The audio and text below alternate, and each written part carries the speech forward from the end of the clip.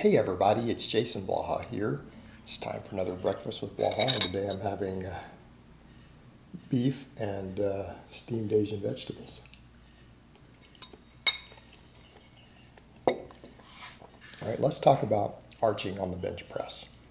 And the reason I need to bring this up, I had a client who's a very young man, and he didn't understand what he was talking about when he was saying, "Oh, I think that looks stupid. They need to ban those arches in powerlifting in the bench press." And he went on and on, and I kind of put him in his place and explained it to him. But you get some people who have a problem with this, and here's going to be my issue of it actually makes the sport more fair for people with different body types. Encouraging arching in general is good because arching is easier on your shoulders. You're less likely to tear a pec. You're less likely to hurt your shoulders with an arch. That's not my opinion. That is the opinion of many physical therapists who work specifically with lifters.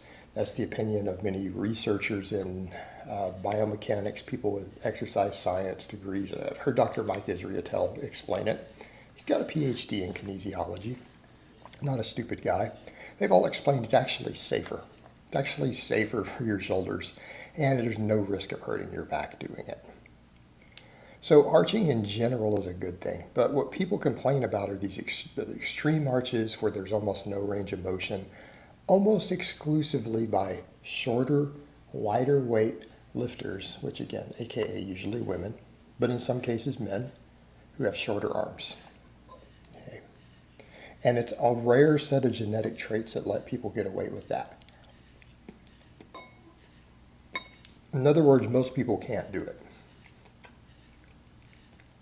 It's the equivalent of saying we're going to ban, because it gets abused, there's a certain set of genes that people have that we want to normalize or remove their genetic ability from a sport. That would be like saying, I don't know, Michael Jordan is too tall, right? Michael Jordan was too tall for basketball, has a certain gene, so we need to handicap his ability to use that, right? Or saying, these Kenyans doing all this distance running who are winning at all these world level events, Kenya and Ethiopia, they're like, they have smaller calves and less calf muscle. We need to increase the swing weight on their calves to make it a balanced playing field, so we need to add weights to their ankles, because they're able to utilize a rare genetic gift.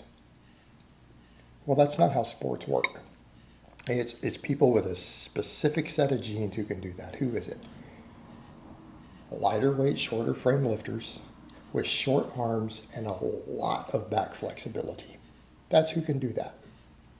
99% of powerlifters couldn't do it if they wanted to. All right, number 2, normalizes the playing field for upper and lower body and for shorter arm lifters. Because let's be realistic here. I have longer arms. I do well at powerlifting meets.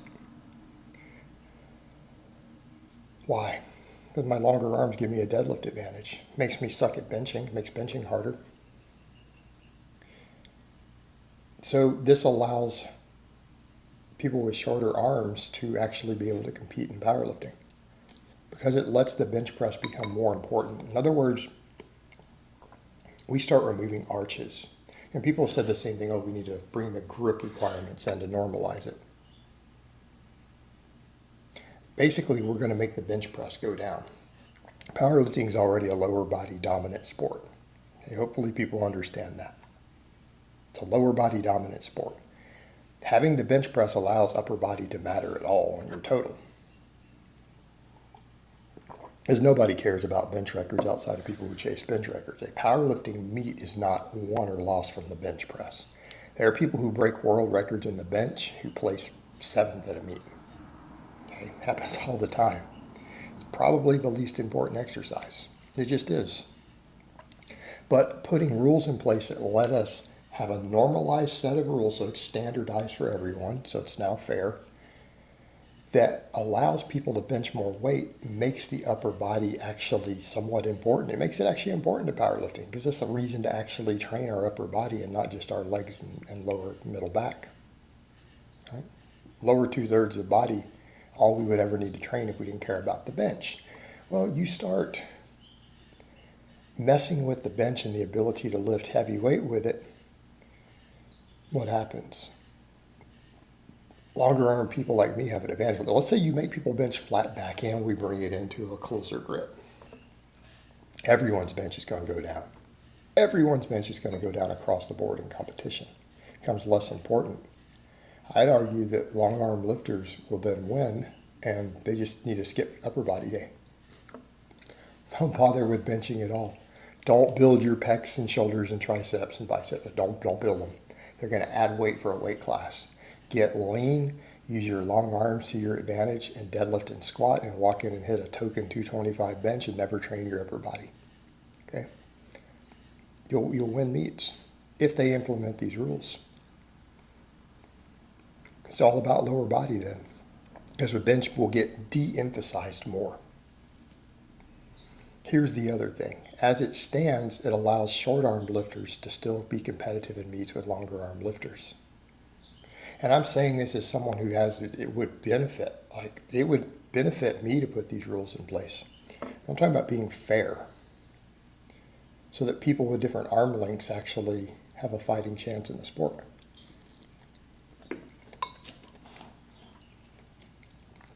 And then we come over to that situation gets more exacerbated in the lighter weight classes.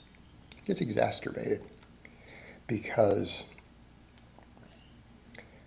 for shorter lifters and lighter weight lifters, remember the deadlift doesn't scale with body weight as much. So deadlifts tend to be a lot higher in the lighter weight classes relative to their body weight. Deadlift becomes a real big advantage. So if you start removing this ability of people to really extremely arch and take a pretty wide grip who are shorter, who have short arms, the short arm people can't compete in the lightweight classes anymore. They're going to not win meets. This gives them a chance to compete with people who have longer arms in the lighter weight classes because the deadlift really dominates. Okay? The deadlift is the biggest lift. Like no one's lifts are even close on the bench or the squat compared to the best deadlifts when we start getting into lighter weight classes. I'm talking like 165 and down. Okay, because it doesn't scale with body weight the same. And then the leverage advantage. Okay, by allowing it this way and allowing people who are smaller to have a wider relative grip by using the same grip spacing on the rings that the bigger guys have to use, they have the same limits of how wide they can go because it's not scaled to their size, it's scaled to the bar. It allows them to shorten that range of motion. And if they've got short arms, it's even shorter. And the arching really, really amplifies that. It gives them a fighting chance. They can come in and have a crazy high bench to offset the fact that they're going to suck at the deadlift compared to these other lighter lifters with long arms. It's going to be a big gap. So then now they're more normalized, meaning that arms make them good at one lift and bad at another, and it works all the way through the scale. And then the squat starts to really determine who wins or not, because it all balances. It creates a more balanced environment. There's no need to change this. And you get people who get upset and they say, oh, well, this is cheating or whatever because they see this happening. But it's not. It's within the rules, and it's a good, fair set of rules. And when you understand that it doesn't give as big of an advantage, it actually gives people with certain structures a fairer fighting chance. So we can go back over to just who's stronger now. It's perfectly fine. It's perfectly fine. And I would say to people who are making all these points, I don't know, stick to your own sport then. If you don't understand why these things are in place, it's just coming across as ignorant. And if you don't understand that it actually balances things out in terms of allowing different body types to be competitive still, and then we come down to who's stronger now. And it reduces injuries, right? It reduces injury risk.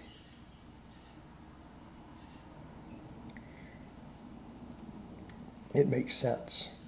There's no need to remove it. It's not a problem. And it's only what people are seeing with the extreme examples are extremely rare people who can do that. It gets made a big deal out of because there aren't many of them.